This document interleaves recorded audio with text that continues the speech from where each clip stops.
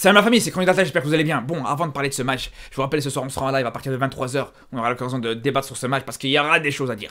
Il y aura des choses à dire, même dans ce débrief, les gars, je sais bien que je pourrais même pas tout dire. Parce que je vous dis la vérité, ce match, les gars, la vérité, c'est une honte. Ce match, il est indigne d'un demi-finaliste de Coupe du Monde. Et commencez même pas à venir me parler de la chaleur. Commencez même pas à venir me parler de l'humidité. Commencez même pas à venir me parler de toutes ces excuses-là, les gars, je vous le dis tout de suite. La chaleur, c'est la même pour tout le monde. Faut arrêter de croire que parce que tu joues avec des équipes subsahariennes, ils jouent avec un climatiseur dans le short. Je vous le dis, je vous le redis. Faut arrêter de croire que parce que c'est des Congolais, ils vivent dans la brousse. Faut arrêter avec cette caricature et ces clichés, les gars. Je vous le dis.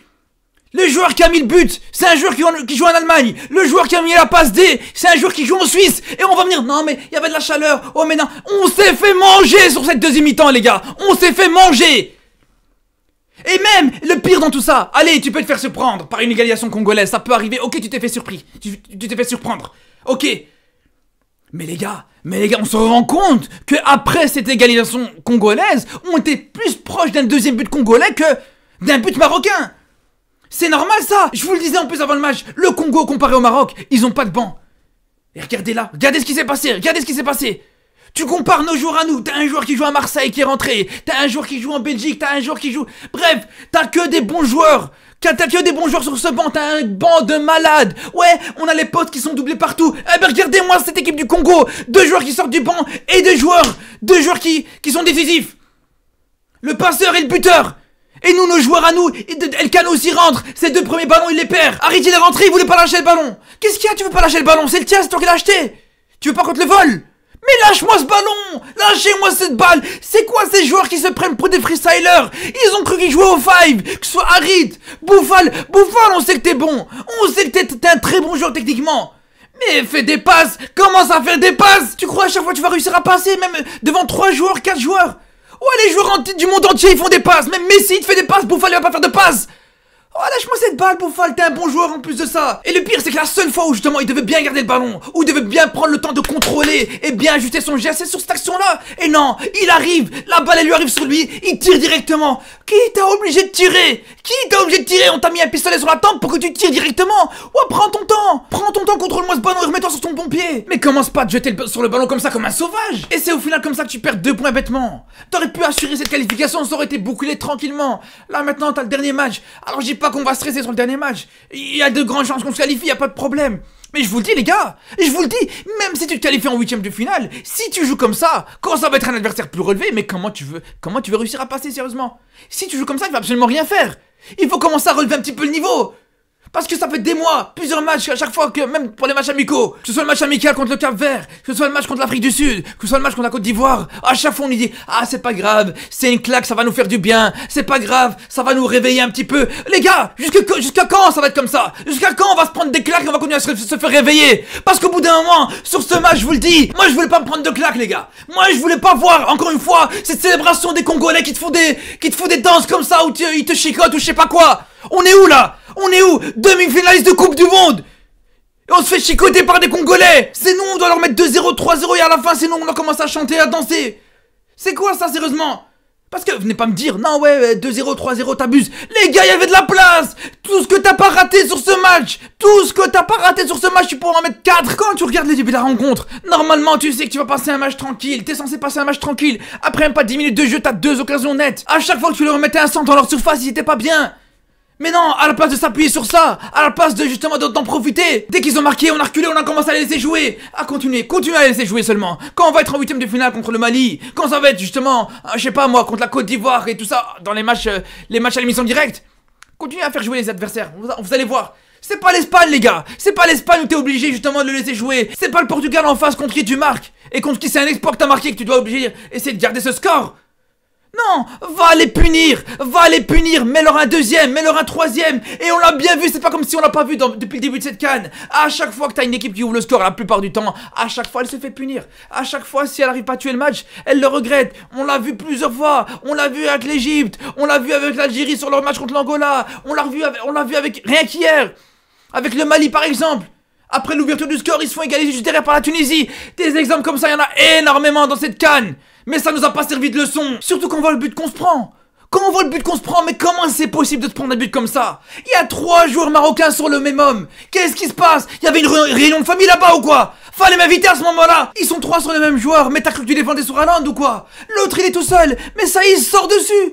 Ne laisse pas rentrer comme ça. Après je suis obligé de revenir sur 2-3 joueurs, et à commencer par En-Nesyri. En-Nesyri c'est plus possible au bout d'un moment, c'est plus possible, j'en peux plus.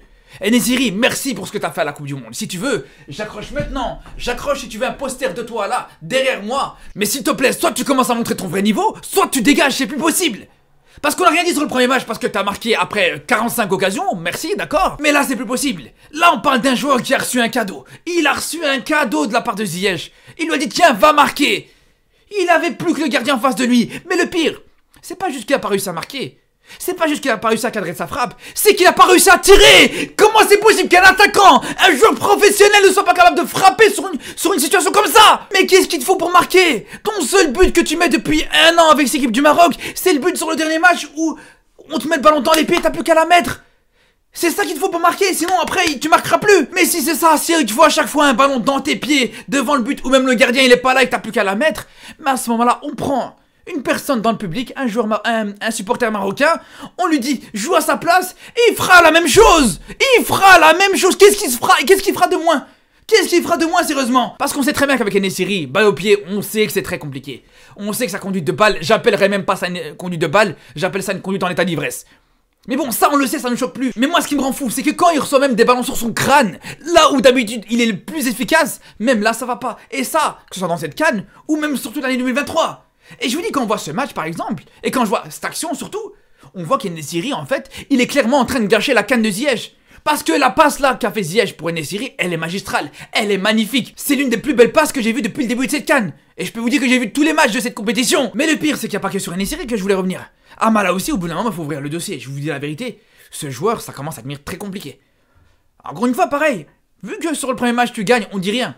Franchement, on a bien vu tout ce que je vous dis là au final. Dans ce débrief là, je vous l'ai dit sur le dernier match.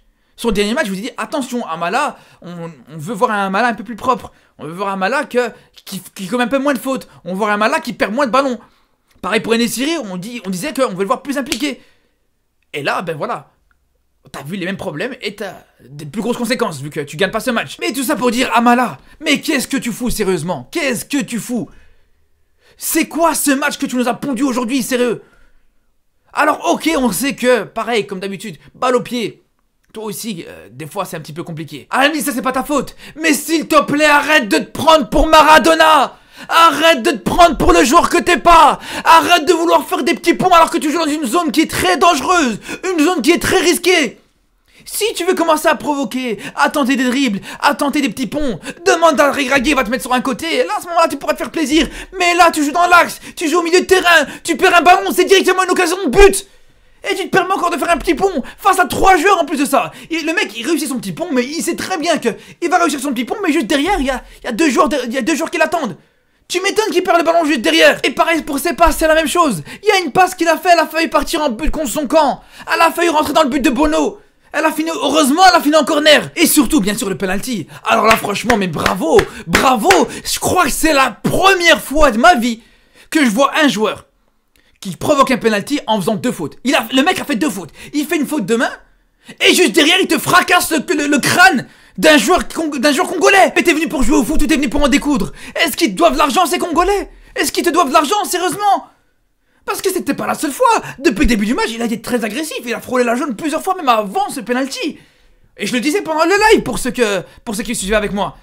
Et là, juste derrière, il te met un coup de coude. Même, je crois même au MMA, c'est pas autorisé ça. Le mec, il t'a ouvert le crâne d'un adversaire. On voyait le sang qui coulait. C'est la première fois de ma vie que je vois un match interdit au moins de 12 ans. Et d'ailleurs, heureusement que juste derrière, Bagrambou il rate son penalty. Mais heureusement, si ça avait égalisé à ce moment-là, ça aurait été. Je sais même pas ce que ça aurait été sur la deuxième mi-temps. Franchement, je sais même pas ce que ça aurait été. Mais bref, allez, il y en a encore qui vont me dire non, mais t'es encore trop dur. Non, mais t'abuses. Non, mais il y avait la chaleur, les gars. Les gars, je vous dis la vérité, franchement, gardez ça pour vous. Gardez ça pour vous. Si vous voulez débattre, je vous dis ce soir, on est là. 23 h, on est là. On débattra avec plaisir. On débattra avec plaisir. Si vous trouvez que je suis dur, venez me dire pourquoi. Si vous êtes satisfait de ce match, venez me dire pourquoi. Mais je vous dis ce soir, les gars, ça va être très chaud. Parce que là encore, je sais pas combien de temps elle va prendre la vidéo, mais je me dis, je vais quand même m'arrêter au bout d'un moment. Mais bref. Après, il n'y a pas eu que du négatif, bien sûr. Et heureusement qu'il n'y a pas eu que du négatif. Il faut le dire. Moi, je vous dis la vérité, je vois qu'il y en a beaucoup qui tombent sur le match de Ziyech, mais au bout d'un moment, faut quand même se calmer. Au bout d'un moment, faut quand même se calmer, faut quand même remettre les choses dans son contexte. Parce que Ziyech, s'il voit qu'il y a un En-Nesyri qui est efficace, s'il voit qu'il y a un En-Nesyri qui se comporte comme un vrai attaquant, comme un vrai numéro 9, le Maroc gagne facilement 3-1 minimum. Et Ziyech, il se retrouve avec 2 passes D. Ça, faut le dire, déjà, premièrement. Deuxièmement, en plus, le travail, rien que pour le travail défensif qu'a proposé Ziyech sur ce match, je dis rien, j'ai absolument rien à dire. J'ai absolument rien à dire. Il t'a sorti un tacle que même certains défenseurs, ils sont pas capables de te sortir, je vous dis la vérité. Donc c'est pour ça, personnellement, je vous dis, le match de Ziyech, y a pas de problème. Il y avait du déchet, attention, hein. Je dis pas que c'était un match parfait. Il y avait beaucoup de déchets dans son jeu. Lui aussi, pareil, plusieurs fois, il doit lâcher le ballon et tout ça, y a pas de problème. Mais normalement, je vous dis, dans la normalité, un En-Nesyri qui est dans son grand jour, ou un attaquant qui est plus efficace que En-Nesyri, je vous dis, il t'en met minimum 2 au fond. 2 passes de Ziyech qui te met au fond. Donc ça aurait été totalement différent. Et comme je vous dis, rien que par rapport à l'aspect défensif, franchement, respect par rapport au match de Ziyech. Et heureusement d'ailleurs, heureusement. Et pareil pour le match d'Hakimi. Franchement, respect à Hakimi pour son match. Alors là, pour moi, Hakimi, homme du match. Au-delà de son but, vraiment, au-delà de son but, je vous dis, ça reste l'homme du match. Parce que défensivement, mais il a été stratosphérique. Il t'a fait un match de malade. D'ailleurs, je me rappelle très bien qu'après l'égalisation du Congo, c'est Hakimi qui te sort un ballon qui aurait pu être très très dangereux. Dès l'égalisation du Congo, juste derrière, ils auraient pu mettre le 2-1. C'est ça qu'il faut se dire. Donc ceux qui vont venir me dire, ouais non, mais t'es trop dur, nanana, les gars, faut remettre les choses dans le contexte. Un match comme ça, tu fais en 8ème de finale, tu t'arrêtes en 8ème de finale, tu vas même pas plus loin. Pareil, même contre la Zambie, tu fais un match pareil. Mais va voir si tu vas gagner contre la Zambie ou pas. Bref, en tout cas, on dit à ce soir à 23h pour parler de tout ça en live. Il y aura des choses à dire comme je vous dis. Donc je vous dis à très très vite. Et surtout d'ici là, prenez soin de vous.